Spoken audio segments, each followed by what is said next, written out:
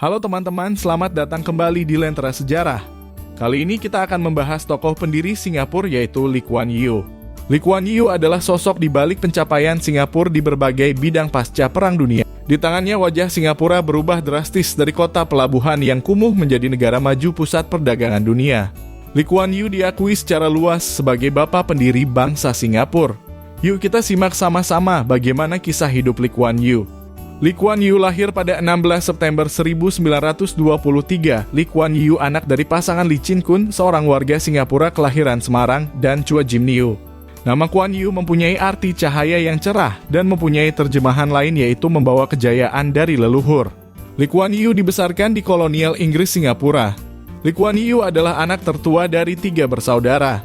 Lee Kuan Yew bersekolah di SD Telok Kurau, Raffles Institution, dan Raffles College. Sejak duduk di bangku sekolah menengah atas, Lee Kuan Yew sudah sering mendapatkan penghargaan dan beasiswa.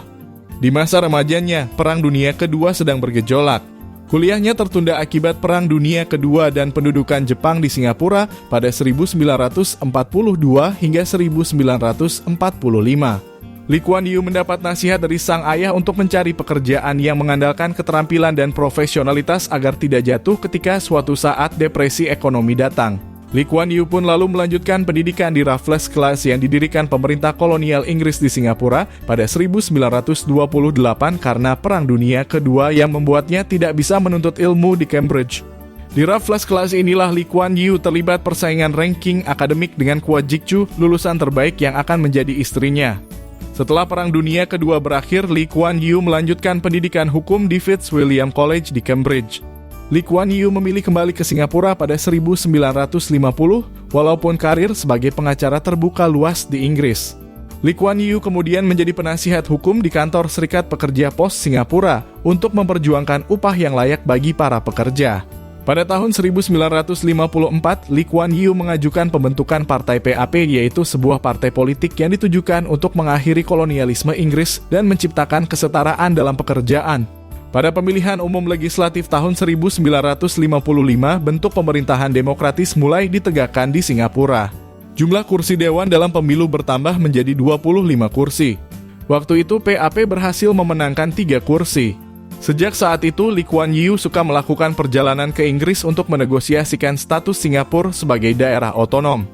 Dalam pemilu legislatif berikutnya, pada Juni 1959, Lee Kuan Yew mengkampanyekan anti-kolonialisme dan reformasi sosial. PAP menang telak dan Lee diangkat menjadi Perdana Menteri pertama dalam pemerintahan mandiri Singapura. Waktu itu Singapura adalah wilayah kepulauan kecil yang belum bisa mandiri karena Singapura tidak memiliki sumber daya alam sendiri dan diapit 2 negara muslim yang saat itu sedang bermusuhan yaitu Indonesia dan Malaysia. Lee Kuan Yew juga khawatir akan gerakan militer Amerika Serikat saat itu di Vietnam. Pada tahun 1963, Lee Kuan Yew memutuskan Singapura untuk bergabung dengan Malaysia untuk mendorong ekonomi dalam negeri. Singapura bergabung dengan Malaysia pada tahun 1963 namun muncul ketegangan rasial. Hanya dalam waktu 2 tahun, Federasi Malaysia menjatuhkan talak kepada Singapura akibat perbedaan ideologis yang tidak bisa didamaikan. Kondisi ini diperparah oleh buruknya hubungan antara partai politik penguasa Malaysia yang bernama United Malaysian National Organisation atau UMNO dengan PAP. Menurut Perdana Menteri Malaysia Tunku Abdul Rahman, keputusan itu harus diambil demi menghindari pertumpahan darah lebih banyak. Lee Kuan Yew mendeklarasikan pembentukan Republik Singapura pada 9 Agustus 1965. Itu adalah momen kerentanan tapi juga awal yang baru. Kemerdekaan Singapura menimbulkan perasaan tidak pasti akan masa depan negara yang masih baru berdiri sendiri ini. Respon masyarakat Singapura pun campur aduk antara mereka yang optimis pada kemerdekaan dengan mereka yang khawatir Singapura akan jatuh terpuruk. Dengan sumber daya yang terbatas, Lee Kuan Yew fokus membangun infrastruktur Singapura. Perumahan, pendidikan, dan penciptaan lapangan kerja adalah prioritas utama.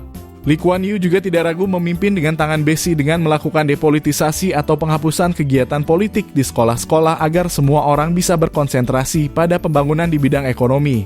Lee Kuan Yew berusaha keras menciptakan sumber daya manusia terbaik yang bisa menambal kekurangan Singapura di bidang sumber daya alam. Lee Kuan Yew menginvestasikan anggaran negara yang sangat besar di bidang pendidikan. Lee Kuan Yew juga meminta para anggota parlemen untuk aktif bertemu dengan masyarakat minimal 1 minggu sekali. Dia juga menekankan lingkungan Singapura harus bersih dan hijau untuk membantu pembangunan kota Singapura saat itu. Lee Kuan Yew menarik iuran pajak yang wajib dibayarkan oleh tiap anggota parlemen, para menteri, dan perdana menteri. PAP juga mendapatkan dana pembangunan kota Singapura dari pameran dan acara-acara hiburan.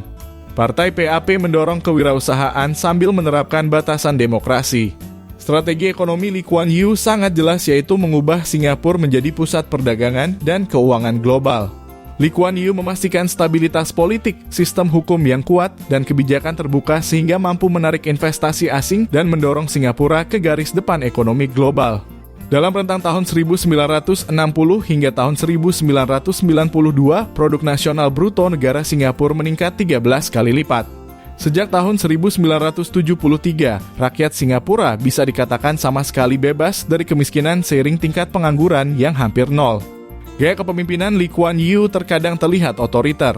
Lee Kuan Yew adalah diktator yang memberikan pelajaran bahwa sangat mungkin untuk menggabungkan sistem ekonomi pasar swasta bebas dengan sistem politik kediktatoran.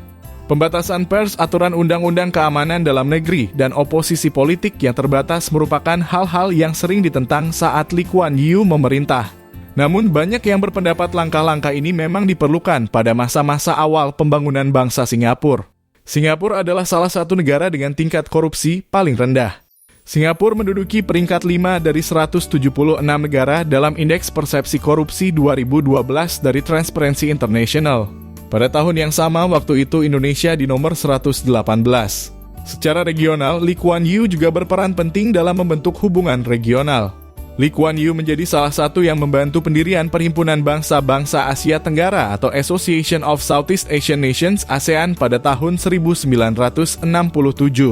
Lee Kuan Yew mendorong kerjasama antara negara-negara anggota ASEAN dan aktif membantu meningkatkan stabilitas politik dan ekonomi. Di bawah kepemimpinan Lee Kuan Yew, Singapura mengalami transformasi yang belum pernah terjadi sebelumnya. Dengan pandangannya yang pragmatis, Lee Kuan Yew berhasil mengubah Singapura dari sebuah pulau kecil yang tidak memiliki sumber daya alam menjadi sebuah negara maju. Pada tahun 1980-an, Singapura di bawah pimpinan Lee Kuan Yew telah mencapai pendapatan per kapita kedua terbesar di Asia Timur setelah Jepang. Dan Singapura termasuk pusat keuangan utama Asia Tenggara. Salah satu peraturan yang dibuat Lee Kuan Yew adalah keluarga berencana atau KB dengan memberi pajak yang lebih besar kepada orang tua yang memiliki lebih dari 2 anak. Namun belakangan, aturan itu melunak. Singapura malahan mendorong para perempuan yang sudah lulus universitas memiliki lebih dari 2 anak. Jadi keluarga dengan calon ibu yang sudah memiliki pendidikan lebih tinggi terbebas dari aturan keluarga berencana. Namun aturan KB ini tetap diberlakukan bagi perempuan yang tidak tamat universitas. Pemerintah Singapura secara sistematis berupaya untuk membentuk warganya agar berperilaku tertib dan sopan, seperti tidak berisik, aturan untuk selalu menyiram toilet, dan tidak mengunyah permen karet di tempat umum. Di bawah kepemimpinan Lee Kuan Yew, Singapura berkembang menjadi negara yang sejahtera, modern, efisien, dan bebas korupsi sehingga para investor asing berdatangan. Pada saat yang bersamaan, dia juga merangkum etnis-etnis yang beragam untuk menciptakan satu identitas unik Singapura yang didasarkan pada multikulturalisme. Lee Kuan Yew lalu mengundurkan diri sebagai Perdana Menteri pada tahun 1990 setelah selalu menang dalam 7 pemilu sebelumnya, walaupun begitu beliau tetap aktif dalam kancah politik Singapura. Pada tahun 2015, warga Singapura mengucapkan selamat tinggal kepada bapak pendiri mereka. Pendiri Singapura yaitu Lee Kuan Yew meninggal dunia pada Senin dini hari tanggal 23 Maret 2015 di usia 91 tahun setelah menjalani perawatan di rumah sakit karena radang paru-paru yang beliau alami selama sekitar 1 bulan. Jenazah Lee Kuan Yew disemayamkan di rumah duka di Sri Temasek hingga hari Selasa 24 Maret 2015. Jasadnya lalu ditempatkan di gedung parlemen pada 25 hingga 28 Maret 2015 sehingga masyarakat Singapura bisa memberikan penghormatan terakhir kepada Lee Kuan Yew. Upacara pemakaman Lee Kuan Yew dilaksanakan pada hari Minggu 29 Maret 2015 di Pusat Budaya National University of Singapore. Acara ini dihadiri seluruh pejabat, kerabat, dan orang dekat. Itulah kisah dari Lee Kuan Yew, bapak pendiri negara Singapura. Visi kepemimpinan dan keyakinan beliau yang tak tergoyahkan terhadap Singapura telah meninggalkan jejak yang tak terhapuskan. Lee Kuan Yew berhasil membawa negara Singapura dalam pemerintahan yang efisien dan kemakmuran. Terima kasih sudah menonton sampai habis. Jika Anda merasa suka dengan video ini, jangan lupa klik tombol like dan subscribe. Sampai jumpa di cerita sejarah kami berikutnya.